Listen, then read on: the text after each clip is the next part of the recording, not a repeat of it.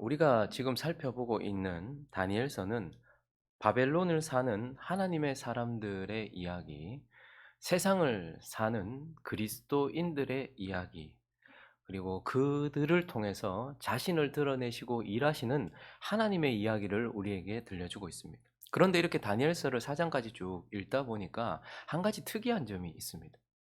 하나님은 하나님의 사람들을 통해서만 자신을 드러내는 것이 아니다라는 것을 우리는 보게 됩니다.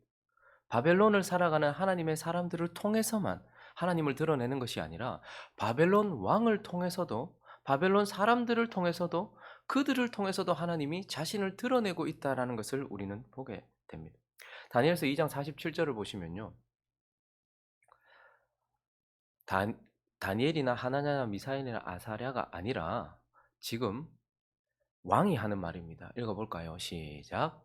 왕이 대답하여 다니엘에게 이르되 너희 하나님은 참으로 모든 신들의 신이요 모든 왕의 주제시로다. 네가 능히 이 은밀한 것을 나타내었으니 네 하나님은 또 은밀한 것을 나타내시는 이로다. 하나님에 대한 정확한 계시를, 하나님에 대한 정확한 내용을 왕의 입을 통하여서 하나님이 지금 듣게 하고 계십니다. 한 장을 더 넘어가서 3장 28절도 보시면요. 읽어볼까요? 시작. 느부갓네살이 말하여 이르되 사드락 메삭과 아벳느고의 하나님을 찬양할지로다. 그가 그의 천사를 보내사 자기를 의뢰하고 그들의 몸을 바쳐 왕의 명령을 거역하고 그 하나님 밖에는 다른 신을 섬기지 아니하며 그에게 절하지 아니한 종들을 구원하셨도다. 하나님은 지극히 높으신 분이다. 하나님 같은 이가 없다. 신들 중에 신이다. 그분이 신이다. 이제 그분은 자신을 의뢰하는 믿음을 통하여 자기 백성을 구원하는 신이다라고 이러한 하나님에 대한 것들을 이 느부갓네살 왕을 통해서 하나님께서 지금 말씀하고 있다는 거죠. 오늘 이제 한 장을 더 넘어와서 오늘 우리가 읽은 4장, 이 4장 전체는요 바벨론의 공식 문서입니다. 느부갓네살 왕은 천하에 거주하는 모든 백성과 나라들과 각언을 말하는 자들에게 뭘 내렸다고 말합니까? 조서를 내렸다라고 말해요. 그러니 지금 4장 전체의 내용은 바벨론의 공식 문서로 기록되어 있는 것이었는데 이것은 그가 이 문서를 통하여서 이 4장 전체는요. 느부갓네살 왕을 통하여서 하나님께서 자기를 계시하고 있는 내용들을 담고 있습니다. 느부갓네살이 하나님을 찬양하고 하나님을 예배하고 하나님이 어떤 분인지를 지금 공식적으로 드러내고 있는데 이것이 바벨론 공식 문서로 그렇게 남아 있는 것을 통하여서 4장 전체는 느부갓네살이 하나님을 높이고 찬양하고 하나님을 증거하는 내용 전체를 담고 있다는 것이죠. 그래서 전체적으로 한번 4장 전체를 간략하게 한번 개략을 해보면 먼저는 느부갓네살의 꿈에 대한 것이죠. 느부갓네살이 또 꿈을 꿨어요. 근데 어떤 꿈을 꿨습니까? 이번에는 첫 번째 꿈은 큰 신상. 이번에는 또 어떤 꿈을 꿨습니까? 큰 나무. 큰 나무. 그 나무는 하늘에 닿았고 땅 끝에서 봐도 보일 정도로 크고 잎사귀가 풍성하고 열매도 많고 그래서 짐승들과 모든 새들이 거기에 깃들이고 거기에 모든 것에 대하여서 품어줄 수 있을 만한 큰 나무를 보았습니다. 그런데 하늘로부터 한 음성이 들립니다. 한 순찰자 거룩한 자가 베어라 라고 얘기해서 그 나무가 베어지고 뭐만 남는다고요? 그루터기만 남는 거예요. 완전히 사라지는 건 아닌데 싹 다 베어버리고 거기에 있었던 모든 것들을 다 내쫓아 버려요. 그리고 그 그루터기를 어떻게 합니까? 꽁꽁 싸매요. 결박을 시킨단 말이죠. 그래서 더 이상 크지 못하도록 그렇게 결박을 시키는 배임당하는 나무. 그런데 그 배임당하고 몇 년 정도? 7년. 7년이 지나고 나면 다시 회복이 되어지는 그러한 꿈을 꾸었다라는 거예요. 그리고 이제 이어지는 내용은 내가 이 꿈을 꿨는데 이것 때문에 또 번민했어요. 근데 이번에는 지혜자들을 다 불렀는데 꿈을 이야기해 줬는데도 지혜자들이 해석을 해요, 못 해요? 못 하는 거예요. 그러니까 그때 이제 박수장, 그러니까 가장 높은 자리에 있었던 뭐 장관, 뭐 자리에 있었던 이 벨드사살이라고 불리는 다니엘을 불렀어요. 근데 그가 꿈을 해석해 줍니다. 이 꿈은 누구에 관한 거라고요? 당신에 관한 겁니다. 그래서 처음에는 말문을 잘 열지 못해요. 좋은 꿈이 아니었거든요. 그 꿈의 내용이 무엇이죠? 이 나무는 이 거대한 나무, 하늘에 마땅한 나무, 땅 그 어떤 것에서도 다 어느 곳에서나 보이는 거대한 나무, 잎사귀가 풍성하고 열매가 많아서 모든 짐승들과 모든 새들과 모든 것들이 다 깃들일 수 있는 이 나무는 바로 당신입니다라고 이렇게 얘기해요. 그런데 그 이후에는요. 한 순찰자의 음성을 들으셨지 않습니까? 당신이 권세를 빼앗길 것입니다. 당신은 짐승처럼 쫓겨나갈 것이고 짐승의 마음을 그대로 드러내 보여주실 것입니다. 그런데 7년이 지나고 나면 다시 하나님께서 당신을 회복시켜 주실 것입니다. 라는 꿈의 해석의 내용이 그 다음에 이어지고 있어요. 자, 그렇게 꿈의 해석을 듣고 난 이후에 12달이 지났습니다. 그리고 난 이후에 그 꿈이 그대로 느부갓네살에게 실현이 됩니다. 그래서 그는 쫓겨나갔고 짐승처럼 들짐승과 함께 풀을 뜯고, 그러니까 뭔가 큰 문제가 생겼겠죠. 권세를 다 잃어버리고 일곱 해 7년을 보내게 되고, 7년이 지나고 난 이후에 어떻게 해요? 다시 그가 권세도 회복하고 정신도 회복하고 모든 것들을 다 회복했다. 그것을 경험하고 난 이후에 지금 뭐 하는 거예요? 내가 이런 일을 겪었다라고 말하면서 공식 문서로 기록해서 하나님은 이런 분이다라고 예배하고 찬양하고 하나님을 증거하고 있는 내용이 다니엘서 4장 전체의 내용입니다. 그래서 이제 우리는요, 3장까지는 다니엘, 하나냐, 미사엘, 아사랴, 하나님의 사람들을 통해서 하나님이 자기 자신을 드러냈다면 4장 전체는 느부갓네살 왕을 통해서 자신을 드러내고 있는데, 느부갓네살 왕을 통해서 자신을 드러내시는 하나님이 어떤 분인지 오늘 그리고 내일 살펴보려고 하는데, 첫 번째는요, 하나님은 깨뜨리시는 분이다. 하나님은 깨뜨리시는 분이다. 하나님은 파괴하시는 분이다. 라고 느부갓네살 왕이 하나님에 대하여 증거하고 있습니다. 자, 오늘 4절을 한번 읽어볼까요?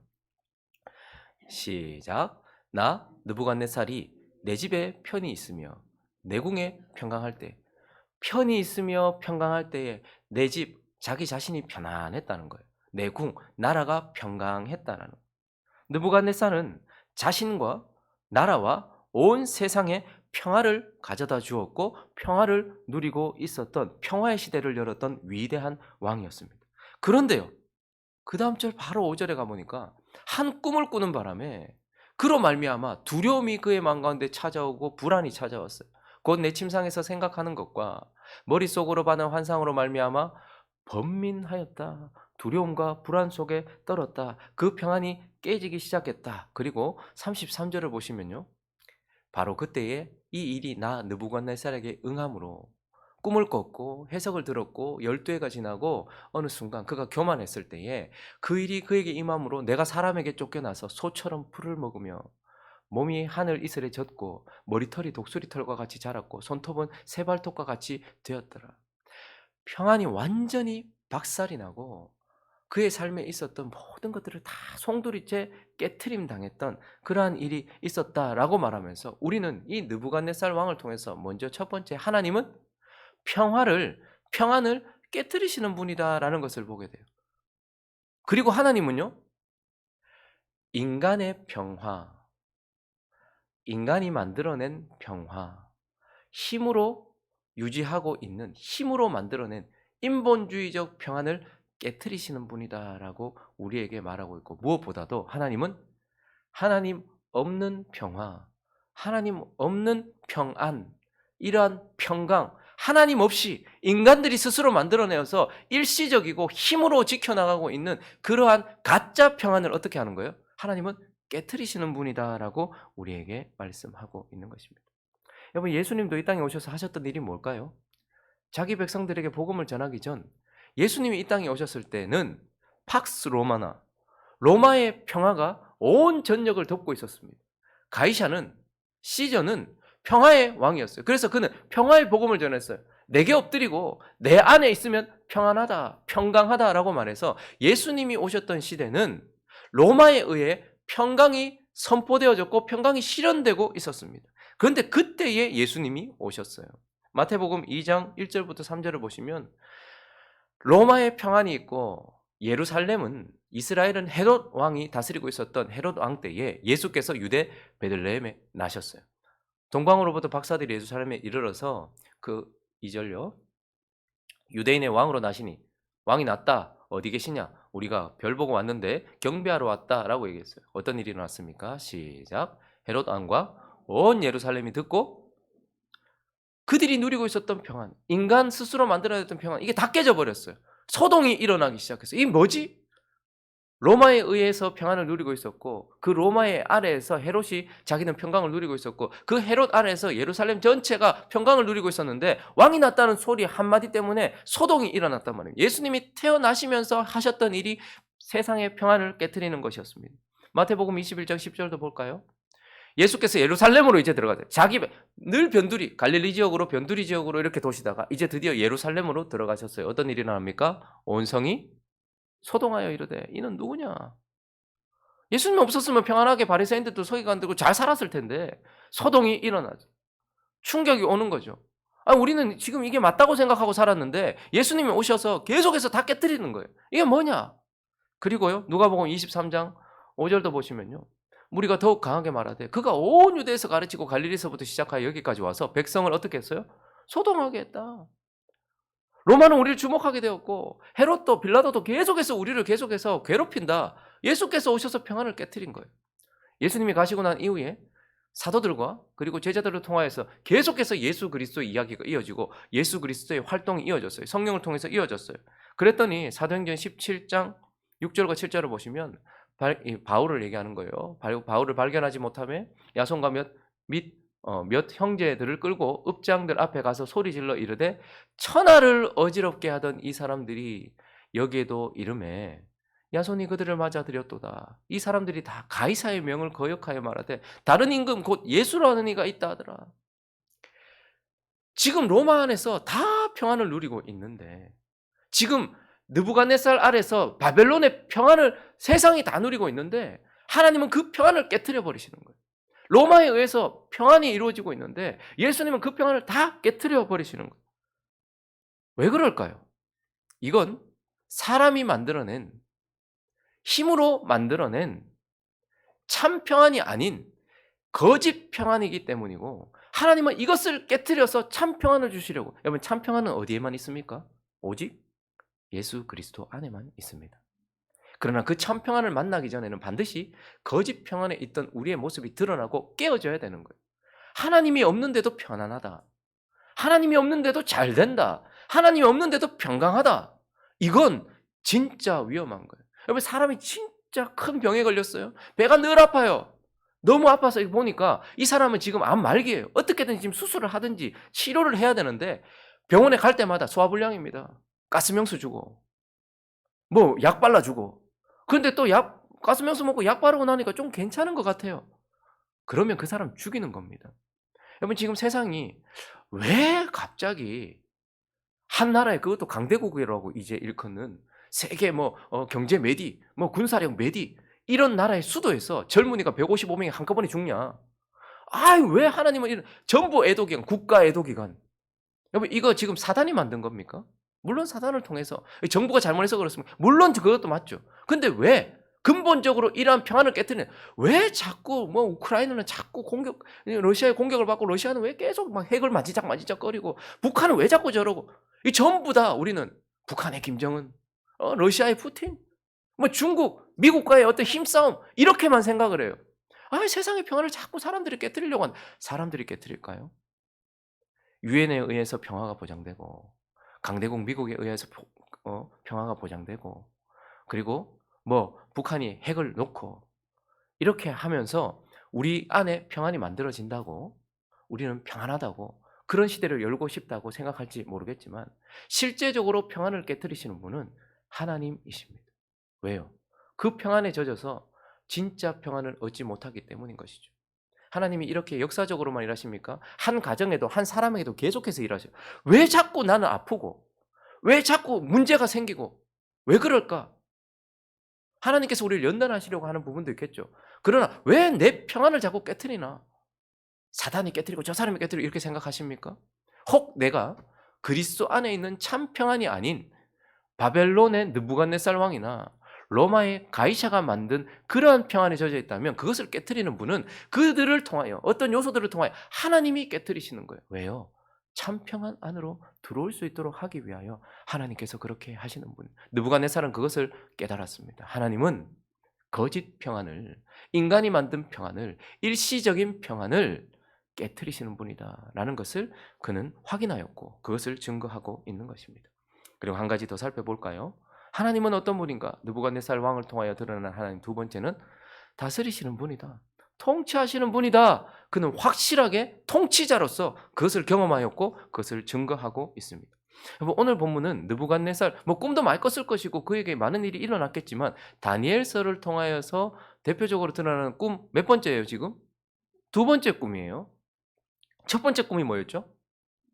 큰 신상을 보았어요. 머리는 금, 가슴과 팔은 은, 배와 넓적다리는 동, 그리고 종아리는 철, 그리고 발은 철과 흙이 섞여 있었다. 큰 거대한 신상을 보았어요. 압도적인 신상. 그런데 또 조금 더 보니까 뜨인 돌이 와서 다 깨트려 버리는 그러한 꿈을 꾸었죠.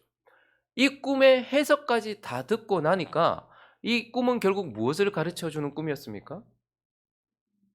나라 전체에 대한, 세상 나라와 하나님 나라에 대한 거대한 이야기였어요.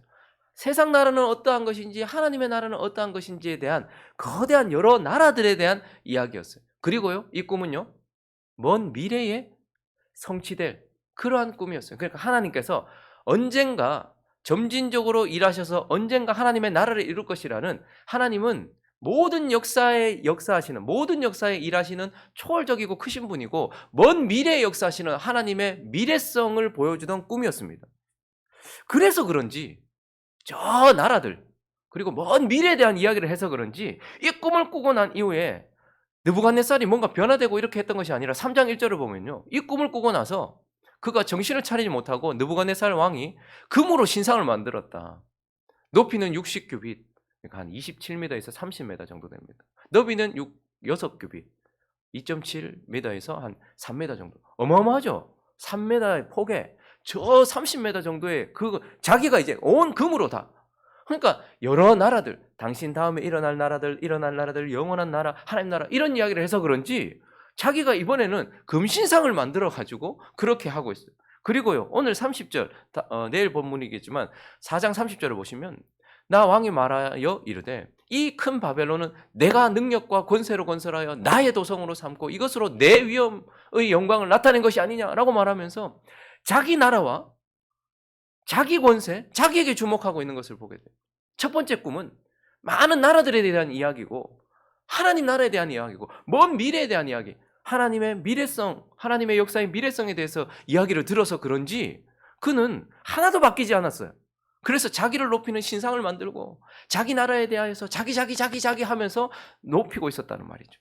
그런데 이제 두 번째 꿈, 이 꿈은 그에게 무엇을 가르쳐 줍니까?